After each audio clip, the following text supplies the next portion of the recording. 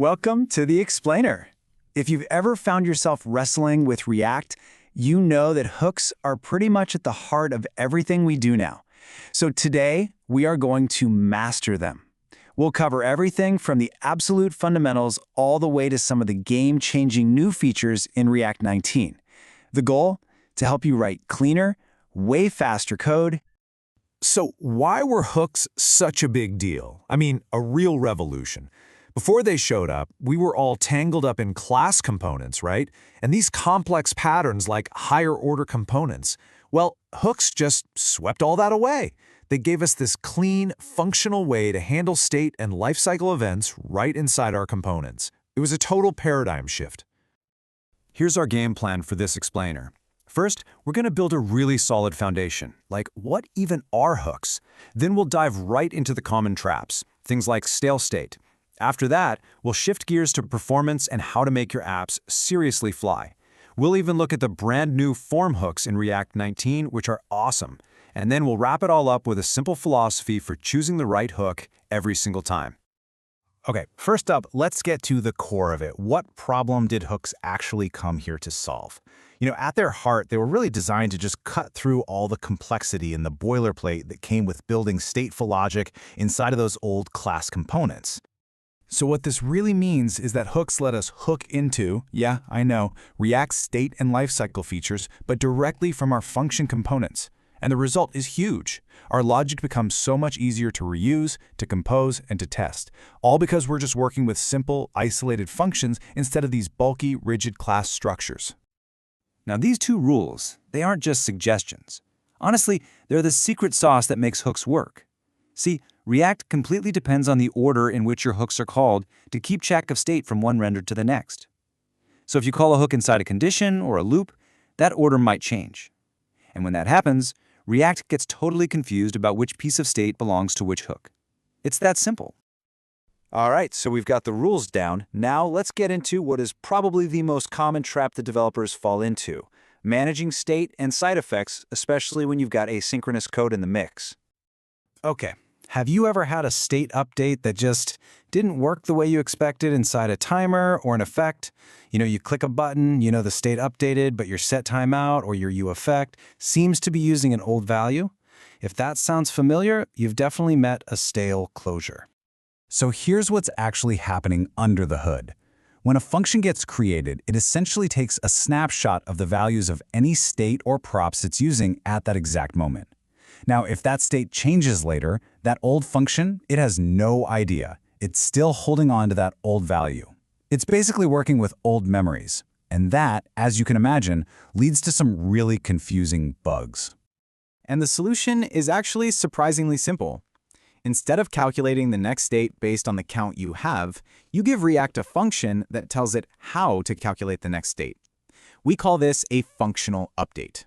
React then runs this function for you, and it guarantees that the value it passes in, that C in this example, is always the latest, most up-to-date state. And just like that, you've completely sidestepped the stale closure problem. And beyond stale closures, these are the other useEffect landmines you really want to watch out for. Forgetting the dependency array altogether, that's a classic mistake. It'll cause your effect to run after every single render, which often leads to nasty infinite loops. And on the flip side, forgetting a cleanup function for things like subscriptions or timers, that's a silent bug that will absolutely lead to memory leaks over time. All right, let's talk performance. We've all been there, right? Staring at our app and thinking, why is this so slow? Well, the answer often comes down to one thing: avoiding expensive and, more importantly, unnecessary work during re-renders. The key idea here is actually really simple. Don't do work if you don't have to. Memoization is basically telling React, hey, remember the result of this really expensive calculation. If the inputs are exactly the same next time, just give me the old results instead of running it all over again. At this table right here, this is your go-to guide. Just think of it this way. useMemo is for values. So if you're filtering a massive list or doing some heavy math, useMemo saves that result so you don't have to do it again. Now, useCallback is for functions. Every time a component re-renders, its functions are technically brand new. useCallback gives you a stable function reference, which is absolutely vital if you want to prevent child components from re-rendering when they don't need to. But, and this is a critical but, memoization isn't free. It uses memory, and it adds its own little performance cost. So wrapping a simple, fast calculation can actually make your app slower. And this leads us to the golden rule of optimization. Don't guess, measure first. Use tools like the React DevTools Profiler, find the actual bottleneck, and only then should you apply useMemo or useCallback. Okay, if you've ever built the truly complex form in React, you know the pain. You have to manually manage loading states and error messages and the values for every single input field. It is just so much boilerplate. I think this is a feeling almost every web developer can relate to. For years, handling even a basic form meant juggling multiple useState calls for your data, for the loading state, and for any errors. But with React 19, a whole new set of hooks has arrived to completely change the game. And this evolution is just a massive leap forward. We've gone from that mountain of manual state tracking to useActionState, which automatically handles the loading state and the server response for us. But the real magic here is useOptimistic.